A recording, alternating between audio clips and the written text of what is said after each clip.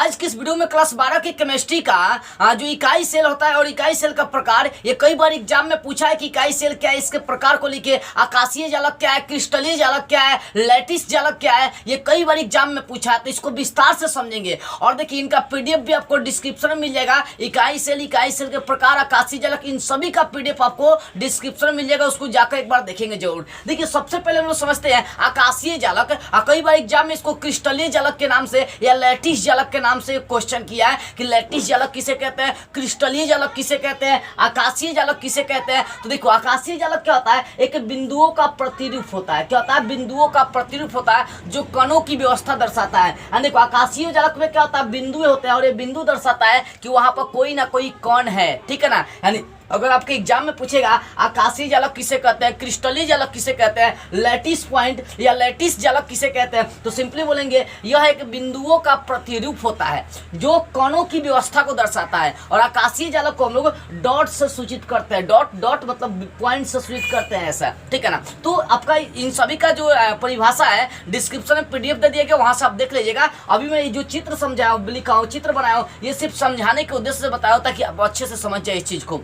देखिए आकाशीय जालक क्या, एक बिंदु का प्रतिरूप होता है। देखिए इसमें केवल आपको बिंदु ही दिखाई दे रहा है। तो आकाशीय जालक एक बिंदुओं का प्रतिरूप होता है जो कणों की व्यवस्था दर्शाता है कि कौन कण कहाँ है। देखिए हई कण दर्शा रहा है कि यहाँ पर कण है, ये पॉइंट दर्शा रहा है कि यहाँ पर कण है। यानी जहाँ जहाँ बिंदु है वो एक कण की व्यवस्था को दर्शाता है कि वहाँ पर कोई ना कोई कण मौजूद है, ठीक है ना। तो बिंदुओं का एक प्रतिरूप होता है क्रिस्टलीय जालक या आकाशीय जालक या लैटिस जालक, ठीक है ना। क्या होता है, एक बिंदुओं का प्रतिरूप होता है जो कण की व्यवस्था को दर्शाता है। अब देखिए ये आकाशीय जालक या क्रिस्टलीय जालक को और छोटा कर देंगे तो वो बन जाएगा आपका इकाई सेल। मतलब देखिए मैंने क्या किया, सबसे पहली बात इस चित्र को एक बार यहाँ से छोटा बनाकर दिखाता हूँ, ठीक है ना। मैंने इस टाइप का चित्र बना दिया, इस टाइप का चित्र बना दिया, इस टाइप का चित्र बना दिया और यहाँ पर कोना कोना पर सब जगह कण दर्शा दिया, ठीक है ना, सब जगह कण दर्शा दिया। तो जानते हैं ये कौन सा, ये हो गया इकाई सेल। लेकिन बाई चांस मान लीजिए इसमें और हम लोग क्या करते हैं, चित्र जोड़ देते हैं, और इसमें क्या करते हैं, चित्र जोड़ देते हैं, और इन सभी को क्या करते हैं, मिला देते हैं, इन सभी को क्या करते हैं, मिला देते हैं बाबू,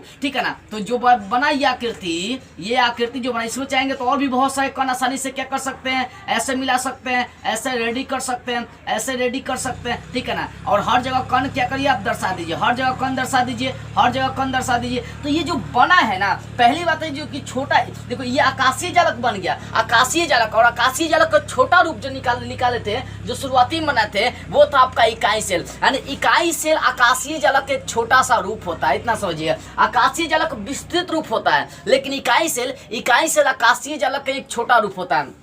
देखो आकाशीय जालक जो होता है ना, एक बिंदुओं का प्रतिरूप दर्शाता है, लेकिन इकाई सेल आकाशीय जालक का एक छोटा सा भाग होता है। तो आकाशीय जालक का परिभाषा आप समझ गए होंगे कि आकाशीय जालक एक बिंदुओं का प्रतिरूप होता है जो कण की व्यवस्था को दर्शाता है। लेकिन आकाशीय जालक का ये छोटा सा रूप क्या कहलाएगा, इकाई सेल कहलाएगा। तो सिंपली बोल सकते हैं इकाई सेल आकाशीय जालक का एक छोटा सा रूप है जिसके त्रिविम में पुनरावृत्ति करने पर फिर आकाशीय जालक का निर्माण हो जाता है, यानी संपूर्ण क्रिस्टल का निर्माण हो जाता है। देखिए कैसे, सोचिए अभी मैंने बनाया था यहाँ पर चित्र, ये चित्र बन गया, ठीक है ना। फिर चाहेंगे तो यहाँ से देखिए मैं बता रहा हूँ, यहाँ पर समझिए ध्यान से।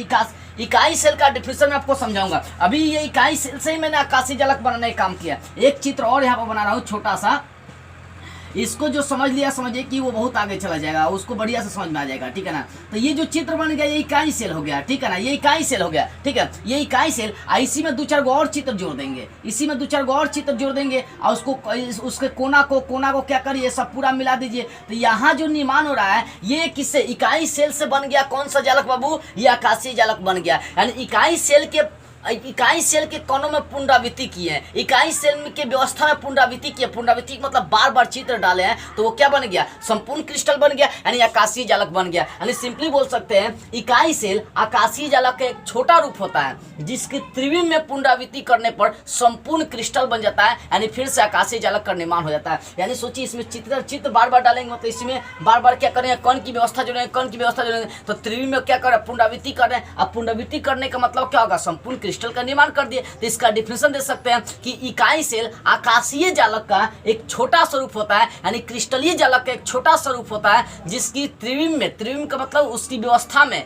पुनरावृत्ति करने पर फिर से संपूर्ण क्रिस्टल का निर्माण हो जाता है। ठीक है, अब देखो इकाई सेल 3 प्रकार के हो जाते हैं, SC, BCC और FCC। यहाँ से बहुत ज्यादा ऑब्जेक्टिव क्वेश्चंस आते हैं। कह नहीं रहे ये जो आपका इकाई सेल का प्रकार पढ़ा हूँ ये नहीं भी आपके एग्जाम में आएगा तो 10 नंबर से ज्यादा यहाँ से आ जाते हैं। ठीक है ना। अब देखो इकाई सेल के कितने प्रकार, 3 प्रकार, घनाकार इकाई सेल, पिंड केंद्रित सेल और फलक केंद्रित सेल। घनाकार इकाई सेल को सिंपल सेल कहते हैं या सिंपल क्यूबिक सेल, SSC इसको बोलिए, इसको क्या बोलेंगे SSC, इसको बोलेंगे बॉडी सेंटर्ड पिंड केंद्रित सेल, इसको BCC और इसको बोलेंगे फलक केंद्रित सेल यानी फेस सेंटर्ड सेल। तो ये हो जाएगा आपका FCC। यानी देखो ये जो आपका घनाकार सेल है इसको SCC के नाम से हम लोग जानते हैं, इसको BCC के नाम से जानते हैं और इसको जानते हैं FCC के नाम से जानते हैं। अब देखो यहाँ पर समझिए आखिर ये घनाकार सेल क्या है, ये घनाकार इकाई सेल क्या है, पिंड केंद्रित इकाई सेल क्या है, फलक केंद्रित इकाई सेल क्या है, इसको समझिए। घनाकार इकाई सेल एक ऐसा इकाई सेल है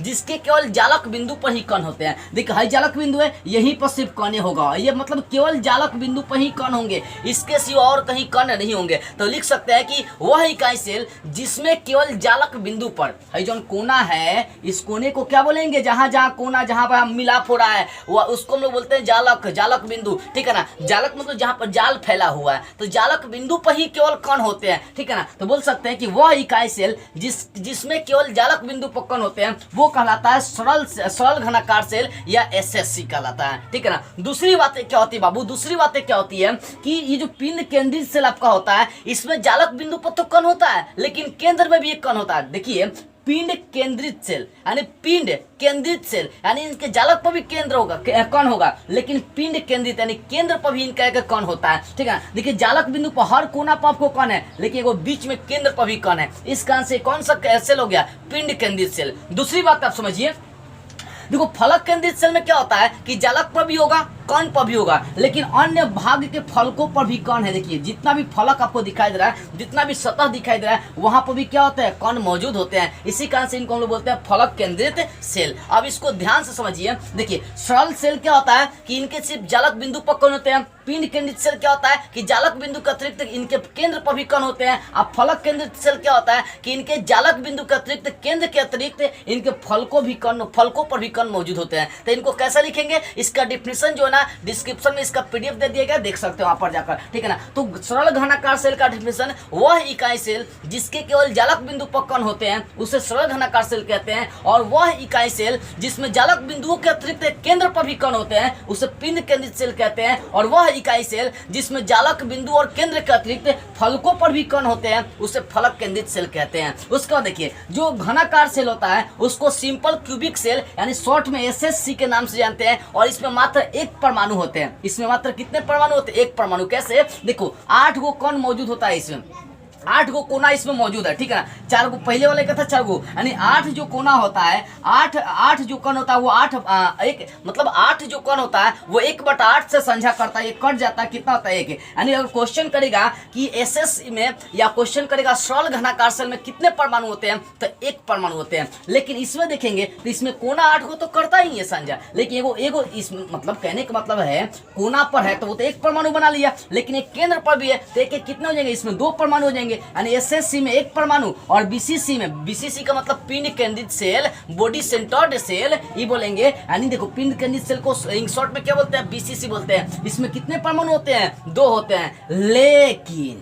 लेकिन इसमें क्या होता है, इसमें तो आपका कोना वाला 1 परमाणु है, कोना वाला सब साझा करके 1 परमाणु होता है। इसमें 6 गो फलक होता है, वो किससे साझा करेगा, 1/2 भाग से साझा करता है, तो वहां से 3 निकल जाता है। इसमें 4 परमाणु निकल जाते हैं। यानी SSC में 1 परमाणु, BCC में 2 परमाणु और FCC में कितने परमाणु होते हैं, 4। ये एक बार नहीं कई बार एग्जाम में क्वेश्चन पूछा है कि सरल घनाकार सेल में कितने परमाणु होते हैं, पिंड केंद्रित सेल में कितने परमाणु होते हैं, फलक केंद्रित सेल में कितने परमाणु होते हैं, SSC में कितने परमाणु होते हैं, BCC में कितने परमाणु होते हैं, और साथ में FCC में कितने परमाणु होते हैं। ये कई बार ऑब्जेक्टिव में पूछा, इसलिए बाबू इसको दिमाग में बैठा लेंगे। एक और ऑब्जेक्टिव क्वेश्चन पूछता है कि सरल घनाकार सेल में पैकिंग की प्रगुणता कितनी होती है, चाहे उसका भरा हुआ स्थान कितना होता है सरल घनाकार सेल में, तो वो होता है 52.36%, लगभग 52% इसमें जो भाग होता है ना भरा होता है। ठीक है, दूसरी बात है बीसीसी यानी पिन केंद्रित सेल की पैकिंग की प्रगुणता कितनी होती है, मतलब इसमें भरा हुआ स्थान कितना होता है, तो 68.02% यानी 68% लगभग इसमें भरा हुआ भाग होता है। ठीक है, उसका तीसरा क्वेश्चन है फलक केंद्रित सेल में पूछेगा, एफसीसी में पूछेगा कि इसमें पैकिंग की प्रगुणता कितनी होती है, तो 74.06% यानी लगभग इसमें कितना परसेंट, 74% भाग भरा हुआ आता है। यानी अगर पूछेगा कि भरा हुआ भाग यानी पैकिंग की प्रगुणता यानी भरा हुआ भाग कितना परसेंट, 52%, इसमें भरा हुआ भाग 68%, इसमें 64%। लेकिन कई बार उलट के क्वेश्चन कर देता है कि बताना है कि सरल घनाकार सेल में कितना परसेंट खाली भाग होता है, तो सोचिए 52% भरा हुआ है तो वो खाली कितना 48% हो जाएगा। ठीक है ना, आईपिन केंद्रित सेल में 68% भरा हुआ भाग है तो खाली भाग कितना 32% हो जाएगा। इसमें भरा हुआ भाग 74% है तो कितना खाली हो जाएगा 26% हो जाएगा। तो खाली पूछेगा तो 100 में से इसको घटा देना, याद रखिएगा आपका खाली भाग निकल जाएगा। तो ये ऑब्जेक्टिव क्वेश्चन के लिए बहुत इंपॉर्टेंट है। मुझे विश्वास है कि आपको आकाशीय जालक, इकाई सेल और इकाई सेल के प्रकार विस्तार से समझ में आ गई होगी। अब इकाई सेल को कैसे निरूपित करते हैं थोड़ा सा जानकारी हासिल करेंगे और इसके बाद वाले में हम लोग इकाई सेल के निरूपण से संबंधित क्रिस्टलीय तंत्र को विस्तार से ट्विकली याद करेंगे। ठीक है, देखिए इकाई सेल के प्रचलन के निरूपण के लिए हम लोग 3 अक्ष का प्रयोग करते हैं, एक्स अक्ष, वाई अक्ष और ये हो गया जेड अक्ष है। अब इसमें एक्स अक्ष, वाई अक्ष, जेड अक्ष में दूरी हम लोग स्मॉल ए बी और क्या करते हैं इस वाले भाग को, हाई वाला जो भाग है इसको सी ले लेते हैं। मतलब एक्स अक्ष, वाई अक्ष और जेड अक्ष के लिए दूरी क्या लेते हैं, एक्स ए बी सी लेते हैं। ठीक है, उसके साथ साथ एक चीज और देखिए, उसके साथ साथ इसमें जो कोण लेते हैं अल्फा बीटा गामा लेकर चलते हैं। तो यहाँ से जब इकाई सेल में देखिएगा जब तीनों यानी देखो ए बी सी एक अक्षीय लंबाई हो गया और अल्फा बीटा गामा जो है ना एक अक्षीय कोण हो गया, तो अल्फा बीटा गामा हमेशा एक दूसरे पर 90 डिग्री कोण बनाते हैं। ठीक है ना, यानी अल्फा बीटा गामा हमेशा 90 डिग्री कोण बनाएंगे। तो यहाँ पर कुछ ऑब्जेक्टिव क्वेश्चंस आते हैं, मैं ज्यादा इसकी चर्चाएं नहीं करूंगा, थोड़ा सा चर्चाएं करता हूं कि जब अक्षीय लंबाई ए बी सी तीनों बराबर हो यानी तीनों अक्षीय लंबाई बराबर हो और साथ में तीनों कोण अल्फा बीटा गामा 90 डिग्री का होगा, तब वो कौन सा सेल का निर्माण करता है, तब वो घनाकार सेल का निर्माण करता है। दूसरा का अगर दुइये को अक्षीय लंबाई बराबर ए बराबर बी या सी बराबर नहीं है लेकिन तीनों कोण 90 डिग्री है तो चतुष्कोणीय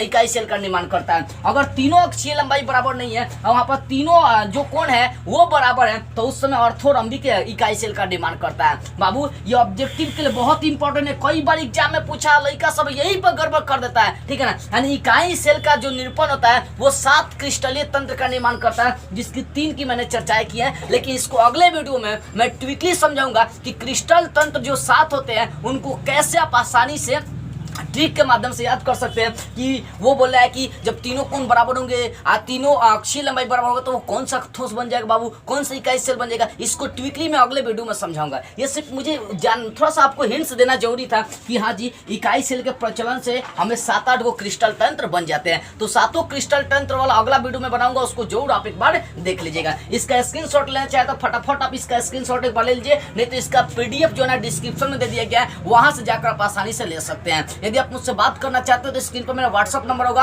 अगर आप इंपॉर्टेंट प्रश्नों का नोट्स लेना चाहते हैं तो स्क्रीन पर व्हाट्सएप नंबर से आप संपर्क करें, लेकिन ध्यान से बात करें कि आपको कॉल नहीं करना, ओनली व्हाट्सएप पर मैसेज करना है। जय हिंद।